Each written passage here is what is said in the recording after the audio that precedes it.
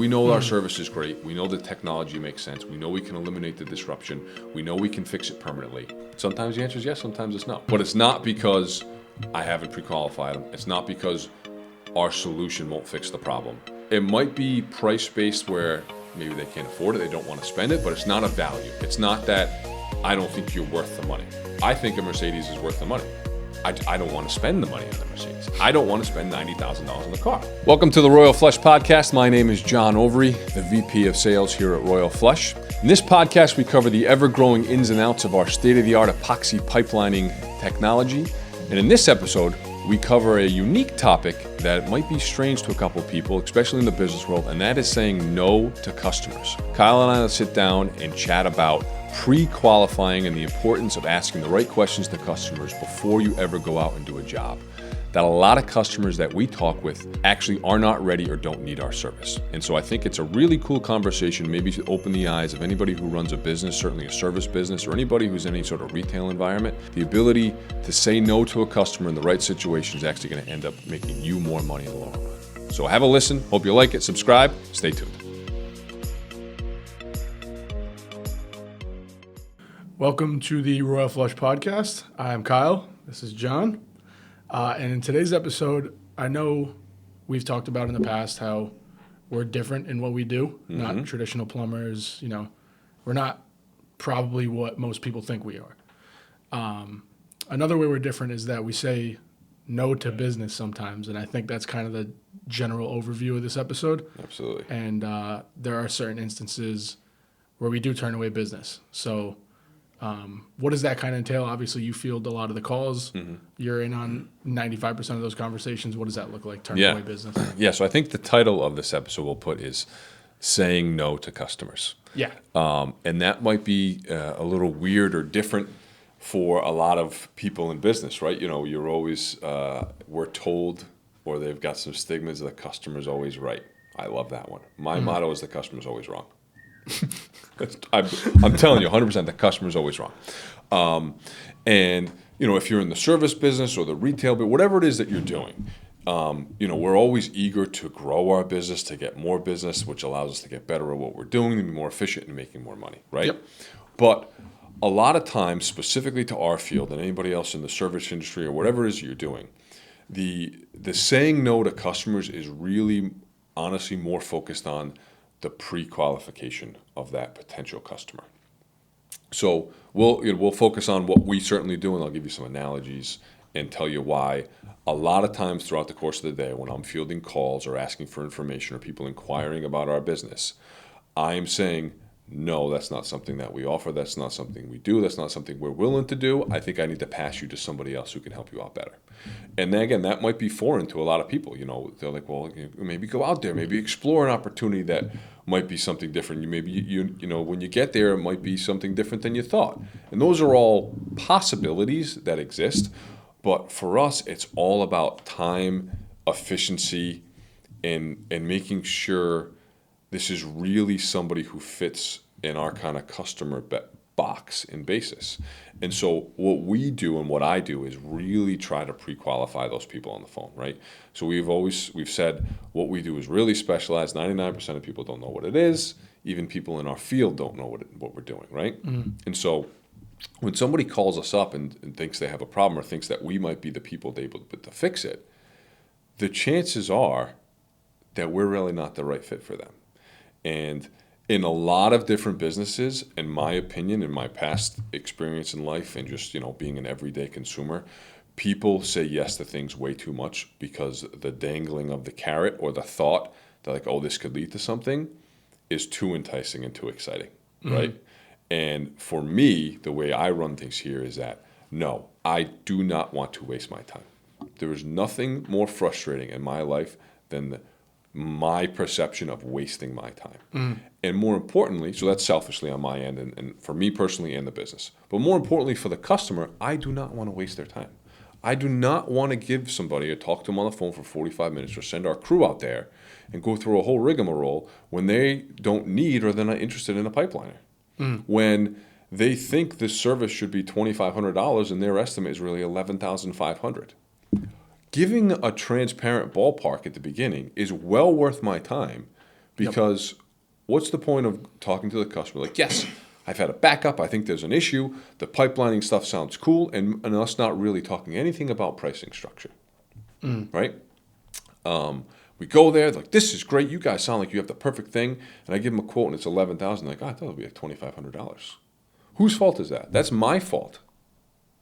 It's not the customer's fault. They don't really have any idea what the pricing is. That's my fault for saying, hey, do you have a budget? Is there an idea? We like to kind of talk in generalities, but I'd love to tell you a little bit about how our pricing works to see if that's something in the ballpark of what you're thinking. Because if we go out there and they think it's $2,500, I'm at 11, what did I just do, Kyle? You just pulled the rug out from under. Wasted my time and the customer's time. And because what we do is so unique and nichey and people don't know about it, there is no kind of commonality for pricing. So we'll talk about pricing a little bit. I always say pricing is this really unique thing. Nobody would ever walk into a Mercedes dealership and go, wow, your cars are expensive. Right? Yeah. Nobody would ever say that. Mercedes has done a phenomenal job of branding and marketing and advertising. And pretty much anybody who has driven a car knows that that's kind of a nicer scale car. And they also know that you can't buy a Mercedes for 25 or 30 grand. You can't buy any car for that these days. But they know that this is a premium vehicle, right? The same thing with Starbucks. Nobody's going to walk into Starbucks and go, $6? What are you, nuts? I can go to Dunkin' Donuts and get a coffee for $3. Nobody's ever going to say that because they've associated their brand and what that coffee stands for with a particular price, right? People don't go into Starbucks with price objections, right? Yeah. So for us, we're not a brand like Starbucks. Pipelining will never be a brand like Mercedes. But if we can temper them with some ballpark pricing to say, hey, you're not familiar with my car. I just want to let you know my cars are between $50,000 and $100,000. Is that the range of what you were thinking to fix this problem? And let me tell you all the reasons why and kind of some big picture stuff. Because before you even come to my dealership, I don't want you to come in looking for a car for $25,000 because I don't have any cars for $25,000, and that would not be a good use of your time, and it certainly wouldn't be a good use of my time. You're like, actually, I'm really just looking for a $25,000 car. Great. Go down to the Toyota dealership. They got some used Camrys. That's the perfect car for you. That person's going to be happy. And then for me as a salesperson or running the business, I don't want to talk to people who aren't ready to spend $100,000 on a car, right? Yeah. Because it's not going to result in a sale or Wasting a your final time. result. So when a call comes in and they think we're a good fit, but they have no understanding of what a pipeliner costs, it is really a value to give them a big ballpark, right? Just a really broad ballpark. And I'll tell you exactly what that spiel is, right? So it's exactly like this. Kyle, if I'm talking on the phone and we've pre-qualified and I think you've got an issue, I say, here's how our pricing structure works. We'll just use maybe a residential project. A typical pipelining job for us is anywhere between $5,000 and $20,000. Now, that's a really wide range. There's four main factors that go into that. One is the access to the pipe. About 25% of the jobs, you need to dig a little hole. That can be inside or outside. Every pipe is different. We won't know until we get there. A hole can be $500. It can be $10,000, depending on outside, the depth, an excavator. So a really broad range, right? Number two is the condition of the pipe. If you have a brand new pipe on a scale of 1 to 10 is a 1, and the worst pipe you've ever seen in your world is a 10, the condition of that pipe and how much prep we need to clean that pipe is going to, sway that cost. If your pipe's a 3, the costs are going to be cheaper to clean it and prep it. If your pipe's a 9, it's the worst pipe I've ever seen, it's going to be more labor intensive and more costly to clean it. Makes pretty sense, right? And then the two biggest factors are the overall size and the length. As you can imagine, it will be cheaper to line a 50-foot pipe than a 100-foot pipe. So thus, the wide range of $5,000 to $20,000 for a residential job. Commercial jobs can be anything. Commercial job could be $5,000, could be $500,000. A lot more details based on those, but those are the factors that go into it. So upon us coming by and looking and doing the camera inspection, gathering that information, I'll give you a detailed quote specific to you. So is $5,000 to $20,000 something that you're willing to explore or in the range? Like, yeah, I mean, I don't know how much it's going to be, but I know it's not going to be cheap. Of course, I hope it's going to be on the lower end. But yes, that sounds something I need. I have a big problem. I need it to be fixed. I heard you guys are great, or I looked at your technology, or I checked your website, or after talking to you, it sounds like you guys can help me fix it. Great. Let me get you on the calendar. Let's schedule it. That's a yes. Unless all those things are answered, that call is going to be a no. It's going to be, Yeah. Nope, I don't think we're the right fit for you, right? And so let me tell you what some of the no's are for us. It's somebody who calls and says, hey, my toilet's clogged. I've got a backup. I Googled it. You guys came up. And I would say, okay, well, how long have you lived in the house? Well, we lived here 15 years. Great. How has this happened before? Nope, this is the first time. You are not a candidate for us. There's a chance we could line your pipe, but what you really need is a drain cleaning company just to get that clog or that backup up and flowing again. As we've talked about before, if this now becomes a pain point or something frequent, we can go ahead and probably explore that. But if you just have a blockage or a backup and it happens once every 5-10 years and you live there, that is not a call for us. We are not going to go out there and do a drain cleaning call and get you back up and running. That's not worth our time or our, $300 to $800. That doesn't make sense to us. So for me, saying no to people is really, really important. And you mentioned the one one word you kind of touched on, and then you kind of touched on the screening part was pre-qualification. And one thing that you've told me when someone calls you and maybe they don't have much of an idea of what we do, your phrase is, "Tell me what's going on. Tell me more about right? it." Tell me more, Kyle. Exactly. So, obviously, whether a customer's calling and they end up getting sticker shocked or not, what are some of those screening questions that you ask beforehand to kind of figure out, is this something where, we might be necessary, or do you just need a drain cleaner down the road? Yeah. Great question, Kyle. So that's a little bit of just kind of sales 101 is you want to ask the customer. So again, any business, we always talk about like a landscaper, a roofer, whatever it is that you're doing. If you're in retail, you want to ask that customer, tell me more. You want to ask open-ended questions to get the customer to tell you about what's going on. And so tell me more is an open-ended question. It can be taken or answered in any way. A closed-ended question is something that ends in a yes or a no. So here's what I try to avoid. Are you currently having a backup? Yes. Okay, that's a closed-ended question. Has this happened before? No. Where do you live? Providence. Use one. Okay. All right, yeah, I think we can come by and take a look at it. I don't really have all the information, right? Where I can say, tell me more. Tell me about, so you, Kyle, you pretend you're the customer. Tell me about what's been going on. Kyle, tell me more about the issue. Well, I've been living in this house for a couple of years, XYZ, woke up this morning, whole house just reeked of sewage. Okay. And I can't tell where it's coming from, but it smells really bad. I can't stand it. Gotcha. Okay, great. So my next question would be, Kyle, this will be a little bit of a close-ended. Has this ever happened before? Have you had any issues with a slow drain, a toilet, a gurgle, a gargle, anything like that in the past? Not that I've noticed, no. Okay, I gotcha. When you say that there's a smell coming out right now, is there any actual sewage backing up? Have you gone into the basement? Is there anything in the washing machine coming out of the pipe? Is there anything coming literally physically boiling out of the toilet? Is anything nasty going on right now? I'm looking at my bathroom right now. I don't see anything. I haven't checked the basement yet. Gotcha. But right now you're scared to flush. Yep. And nothing's going on. Okay. So I would say to this customer, I think you need to call, or I need to put you in contact with a drain cleaning company. So this is something that seems to be a one-off issue. Sounds like you definitely have a clog or a backup in your pipe, but it doesn't sound like anything catastrophic, and it doesn't sound like it's happened in the past. So what I would normally say is let me recommend you to a local contractor that we work with, Paul Anderson Drains. We think they're the best drain cleaning guys in the state. I'll give you the name and information. Most likely you've got a foreign object down there, excess toilet paper that's built up. Could be many things, but most likely you just kind of need to get that blockage going. Now, if this is something that becomes persistent, or when Paul Anderson's there, they come across something funny or unique, or like, maybe there is actually a break or a collapse or a section that's really bad. We talk to them all the time. They'll let us know. But if that customer calls me in another month, now there's a red flag going on. But we're not in the everyday drain cleaning business.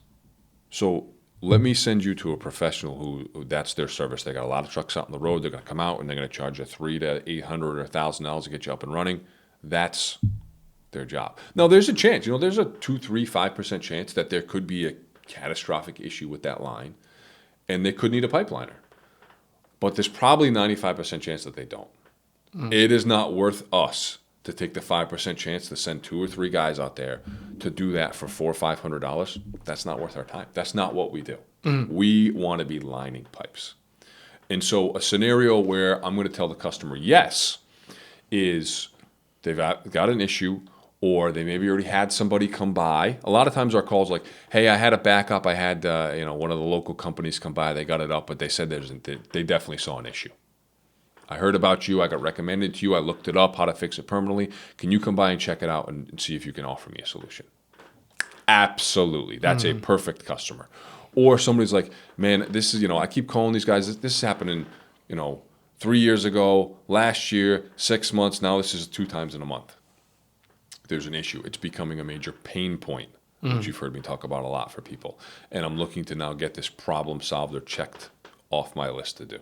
Great. That's a perfect marriage for us. Let me tell you about what we do, what to expect. Also, do you have any idea what a liner kind of costs? Let me give you that spiel about the $5,000 to $20,000 and make sure that's something that you're willing to do. Or because sometimes I've gone through all that, like, hey, they're a perfect customer. They've got the need. There's an issue. It makes perfect sense. And they're like, I'm really just looking for something that's like, $1,500. Okay, that's definitely not. No pipeliner in the world can fix your pipe for $1,500. And so it sounds like you have a problem. I might still be willing to come out there, but if you're really, for whatever rhyme or reason, whether you don't see the value, whether you financially can't afford it at this time, or you have millions of dollars and you just don't want to spend $15,000 on your pipe, whatever it is, it doesn't matter. But if you're not comfortable with potentially spending that much money, there is no point of me coming out there. The answer to that will be no. At that point, will be no, then I'm not going to come out. Yeah. And so I see too many times people in these service industries, even in retail, whatever, just saying yes all the time. Oh, yeah, yep, we'll come check it out. We'll take a look at it. And it's like, why are you looking at something that's not going to bring you business? That's not going to end in a positive result for your company. There is no value, even if you're charging them for it.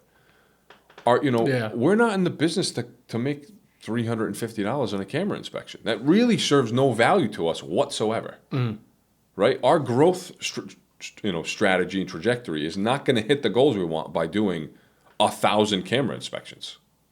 Yeah, it's nickels, pennies on the dollar, insignificant. So I'd rather say no to most things and qualify, and try my best to get the calls that we do go out to be really good quality candidates. Then we can start the proposal. Let me tell you about our background. Let me tell you about our warranty. Let me make sure you convey all the value we're going to bring, sign the contract, do all that type of stuff. The chances, we talk about the funnel, right? The chances of them doing business with us at the bottom of that funnel are like 75, 80%. Yeah.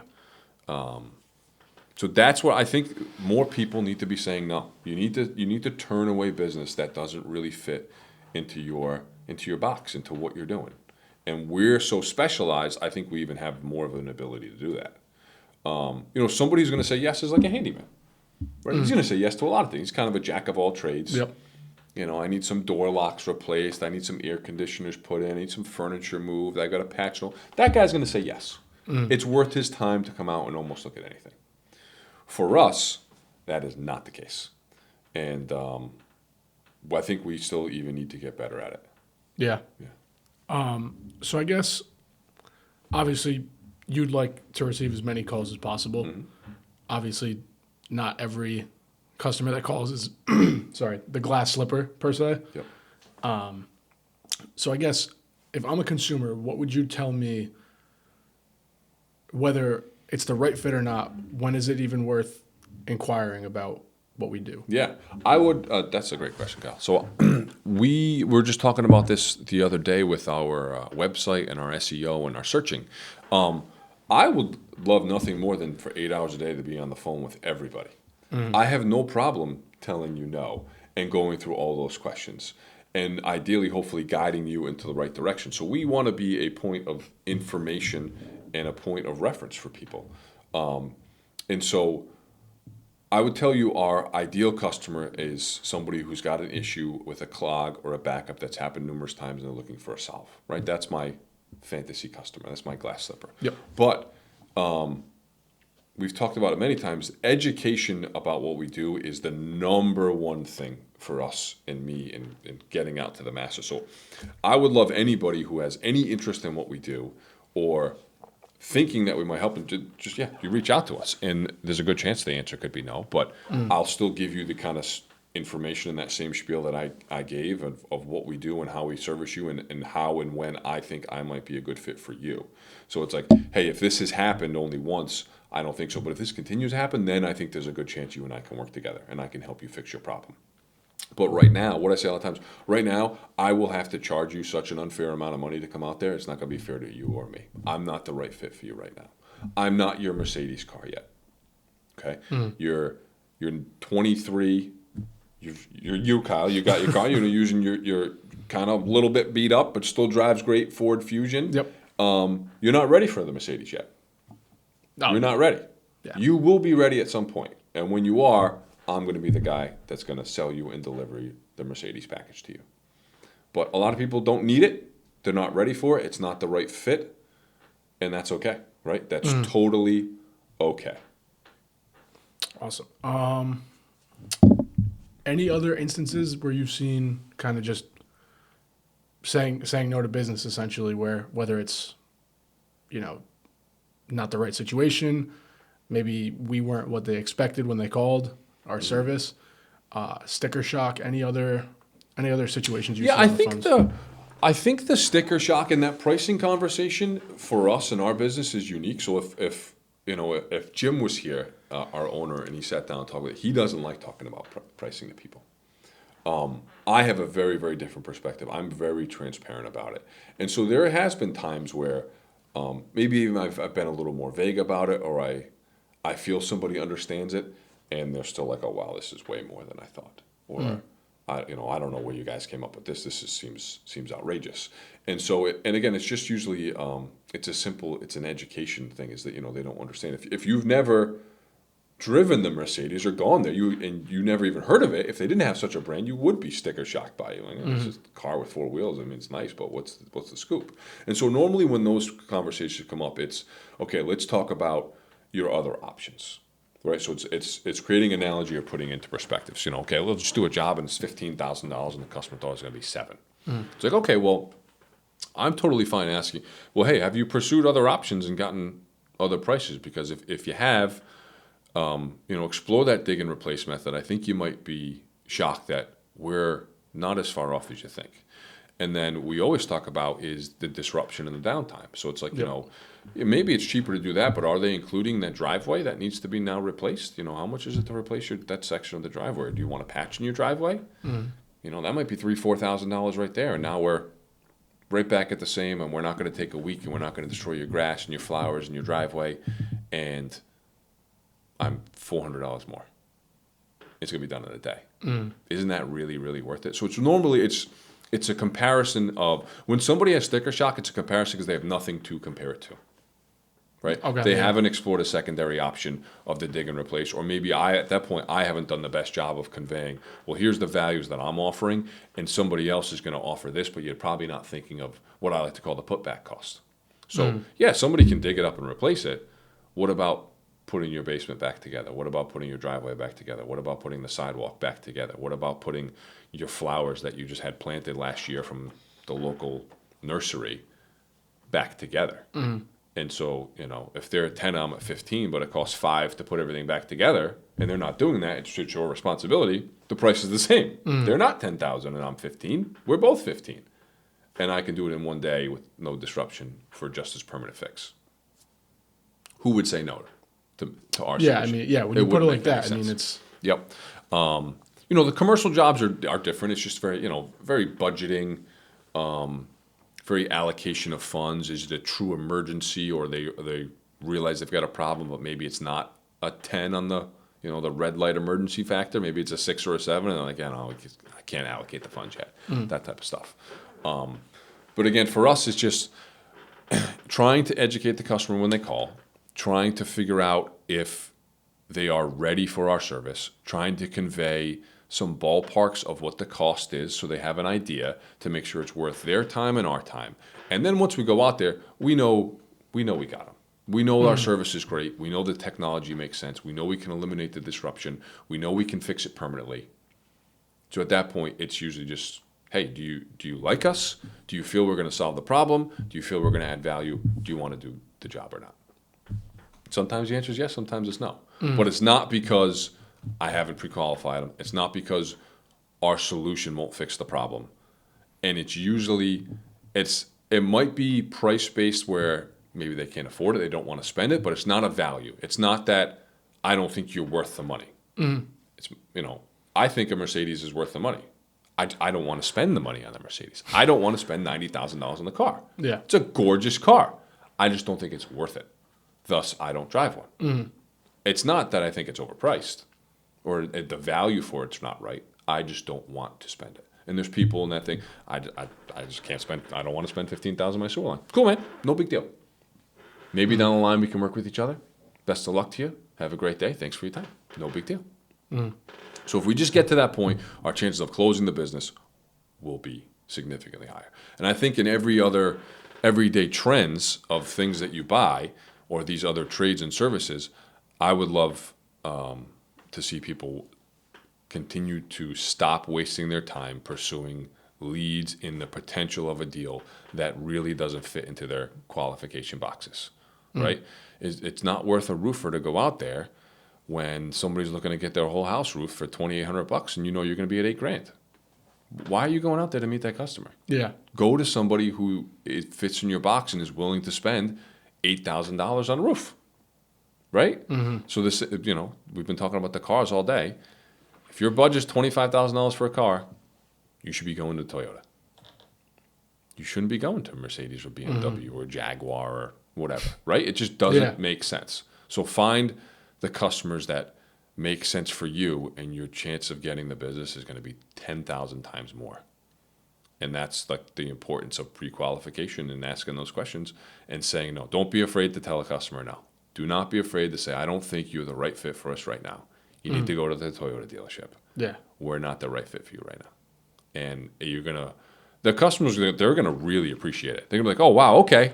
And the very, very rarely do you call somebody, they're like, nope, can't help you, sorry. And they're always like, hey, well, do you have somebody you can recommend? And, we've got people, call them up, see what they say. We've got a nice network of people that do other things kind of close to what we do that can probably help them out. And then here's the bigger thing. When they have a problem and they're in the need for that, they will call us back.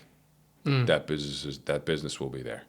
We just pushed it down the line. It's not worth it now. It'll be worth it later, I promise. I think that's a good place to wrap it up a little bit. But I think part of saying no to business is it's not necessarily, nope, we don't want to do the job. Sorry.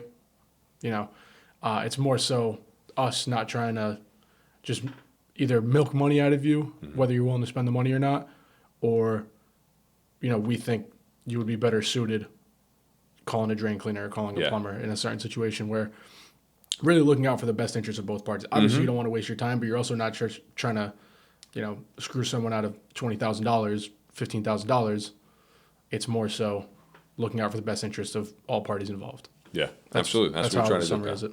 Yeah. So hopefully you like this episode. Kyle and I will be doing a whole lot more. Mark will be in and out, and we're just going to continue to cover topics that we think are of value, that we try to implement on a daily basis here. And hopefully this is maybe just open somebody's eyes to potentially have the power to say no, and it's okay, and don't be afraid to say no to people. That in the end, it will actually be more beneficial for you. That's our opinion. I believe strongly in it. I know that we're right, and try saying no to some of your customers sometimes, and actually it might end up bringing you more business in the long run. So stay tuned for the next Royal Flush podcast.